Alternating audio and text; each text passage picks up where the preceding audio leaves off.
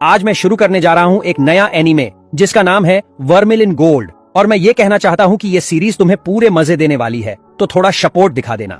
अब हम वीडियो की तरफ चलते हैं। इस कहानी की शुरुआत में हमें एक मैजिकल वर्ल्ड दिखाया जाता है। इस दुनिया में सारे बच्चे मैजिक पढ़ते हैं और हर स्टूडेंट को आगे पढ़ने के लिए उसको किसी स्पिरिट के साथ कॉन्ट्रैक्ट बनाना होता है। इसके बाद हम ऑर्टिजिया एकेडमी को देखते हैं, जहां पर हमारा एमसी पढ़ता है, जिसका नाम ऑल्टो गोल्डफील्ड होता है और ये फर्स्ट ईयर में पढ़ता है। लेकिन अब इसको सेकंड ईयर में जाने के लिए सिर्फ एक ही रास्ता है कि ऑल्टो को एक दिन के अंदर किसी के साथ कॉन्ट्रैक्ट बनाना होगा। ऑल्टो को टीचर बताते हैं कि अगर तुम ऐसा नहीं कर पाओगे तो तुम्हें फिर से सेम क्लास में दोबारा से पढ़ना होगा। अब ऑल्टो उदास होकर टीचर के रूम से बाहर आता है तो उसके पास लिलिया कुडेल फेट आती है, जो इसकी बचपन की दोस्त होती है। ऑल्टो लिलिया को सारी बात बताता है। इस पर लिलिया टीचर के ऊपर गुस्सा करने लगती है और फिर ऑल्टो लिए सैड हो जाती है। अब इसके बाद ऑल्टो वहां से लाइब्रेरी में आ जाता है, ये सोचकर कि उसको कुछ मिल जाए जिससे वो समनिंग कर पाए। ऑल्टो के साथ ऐसा ही होता है। एक बुक उसके सर पर गिरता है। ऑल्टो उस बुक को उठाता है और उसे अपने घर लेकर आ जाता है। ऑल्टो बुक के बताए तरीके को फॉलो करता है और एक समनिंग रिचुअल को परफॉर्म करता है। फिर ऑल्टो मंत्र बोलता है और मैजिक सर्कल पर खून गिरता है, जिससे उसमें से एक डीमन बाहर निकलती है। ऑल्टो उसे देखकर शर्मा रहा होता है क्योंकि वो डीमन नेक्ट थी।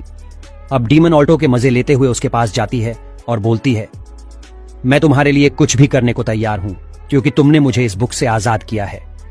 इस पर ऑल्टो अपने अरमानों को कंट्रोल करते हुए और डीमन के अरमान देखते हुए बोलता है, तुम मेरी फैमिलियर बन जाओ। ऐसा कहते ही उस डीमन के चेस्ट पर एक सिंबल बन जाता है और सेम ऑल्टो के हाथ पर भी बन जाता है। फिर ऐसे दोनों में कॉन्ट्रैक्ट बन जाता है। पर हमारा शक्त ऑल्टो बोलता है, तुम जल्दी कपड़े पहन लो। इसके बाद सीन शिफ्ट होता है, जहां ओनल्टो बर्मिल को अपनी बहन के कुछ कपड़े देता है, जो बर्मिल पहनने के बाद एकदम बवाल लग रही थी। इसके बाद बर्मिल और ऑल्टो साथ में बैठे होते हैं, जहां पर बर्मिल उसे बताती है कि तुम्हारा माना बहुत पावरफुल है, जो नॉर्मल स्पिरिट पर पॉइजन जैसा काम करता है, लेकिन मेरे लिए यह बहुत अच्छा है। ऑल्टो इस पर पूछता है कि तुमने मेरे साथ ही कॉन्ट्रैक्ट क्यों बनाया? तुम इसे मना भी कर सकती थी। जिस पर वर्मिल बोलती है, सच कहूं तो मैं तुम्हें उसी समय मार सकती थी, लेकिन तुमने मुझे उस बुक में से आजाद करवाया जिसमें मैं सालों से ट्रैप थी, इसलिए फैमिलियर बनना तो एक छोटा सा काम है। इसके बाद ऑल्टो पूछता है, तुम्हें किसने ट्रैप किया था? यह सुनकर वर्मिल कहती है, तुम मुझे जानने में बड़े इंटरेस्टेड लग रहे हो। मैं उसमें इसीलिए ट्रैप थी क्योंकि मैंने बहुत नॉटी काम किए थे। ये सुन के ऑल्टो पूछता है, तो क्या तुम सच में बहुत बुरी डिमन हो? जिस पर वर्मिल हंसने लगती है। अब हम नेक्स्ट डे का सीन देखते हैं, जहां ऑल्टो एकेडमी में टीचर को अपने फैमिलियर वर्मिल से मिलाता है। ये देखकर टीचर उसकी बातों पर बिलीव नहीं करता है कि कोई इंसान को अपना फैमिलियर कैसे बना सकता है।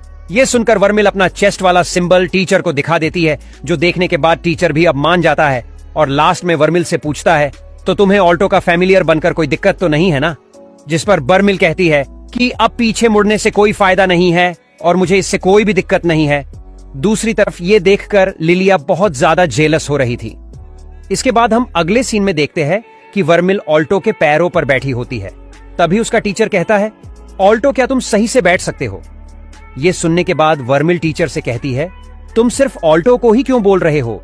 बाकी स्टूडेंट के फैमिलियर तो उसके सर पर बैठे हुए हैं और ये तुम्हारे एकेडमी का ही तो रूल है कि सब लोग अपने फैमिलियर के साथ जीवन भर रह सकते हैं। इस पर अब टीचर कुछ नहीं बोल पाता और पढ़ाना शुरू कर देता है।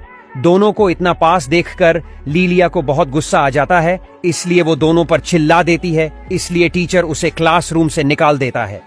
अब क्लास खत्म होने के बाद लिलिया गुस्से में ऑल्टो के पास आती है और वर्मिल के बारे में पूछती है कि ये कौन है। इस पर ऑल्टो फ्लैशबैक में जाता है, जहां वर्मिल ने कहा होता है कि मैं ह्यूमन फॉर्म में आ जाती हूं, जिससे मुझे कोई पहचान नहीं पाएगा और तुम्हें तब तक कोई दिक्कत नहीं होगा जब तक कोई हाई क्लास मेज नहीं आ जाता है। अब प्रेजेंट में ऑल्टो बोलता है, इसका नाम वर्मिल है और ये मेरी फैमिलियर है। लिलिया गुस्से में रहती है, इसलिए वो अपना स्कार्फ ऑल्टो के फेस पर फेंक कर मारती है। ऐसे कपड़े फेंकने का मतलब ड्यूल के लिए चैलेंज करना होता है।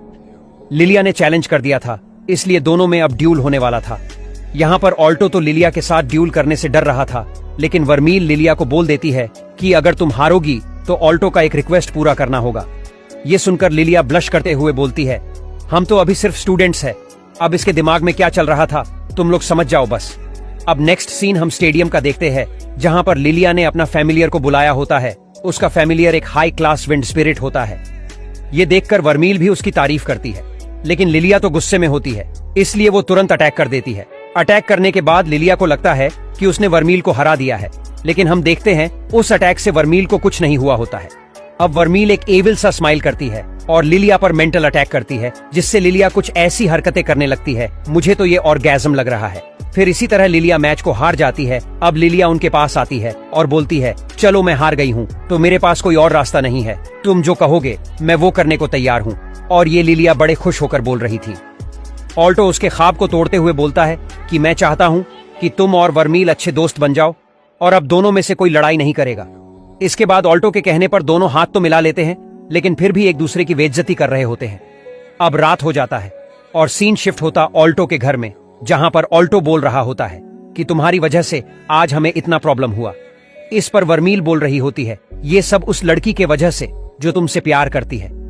इस पर ऑल्टो कहता है, नहीं वो सिर्फ मेरी दोस्त है जो कभी कभी मुझ पर गुस्सा हो जाती है, पर वो ऐसे अच्छी लड़की है। अब टॉपिक को बदलते हुए वर्मील कहती है, आज मैंने ड्यूल जिताया तो क्या तुम मुझे ट्रीट नहीं दोगे। ऐसा कहते हुए वर्मील ऑल्टो के पास जाती है और फिर हमें किस करने का आवाज आता है। फिर इसके बाद ऑल्टो पूछता है, तुम मेरा मानस क्यों करती हो। इस पर वर्मील कहती है कि वो इस बुक में बहुत सालों तक बंद थी और इसी वजह से वो कमजोर हो गई है। अगर वो ऑल्टो का माना ना ले तो वो अपना फिजिकल फॉर्म बनाकर नहीं रह सकती है। इसके बाद ऑल्टो बोलता है, मुझे लगा था डिमन के साथ कॉन्ट्रैक्ट बनाना स्कैरी होगा, लेकिन मुझे तो अब थोड़ा मजा आ रहा है। ये सुनकर वर्मील बताती है कि अगर कोई नॉर्मल ह्यूमन डिमन के साथ कॉन्ट्रैक्ट बनाएगा तो वो अंदर से फट कर मर जाएगा, लेकिन तुम्हारी बात अलग है। तुम्हारे पास पावरफुल माना है जिसके लिए हर डिमन तुमको सर्व करना चाहेगा। अब ये कहने के बाद वर्मिल ऑल्टो को छेड़ते हुए बोलती है, अगर किस कम पड़ रहा है तो मानसक करने के और भी तरीके हैं। ये सुनकर ऑल्टो बोलता है, नहीं मैं बस किस में ही खुश हूं।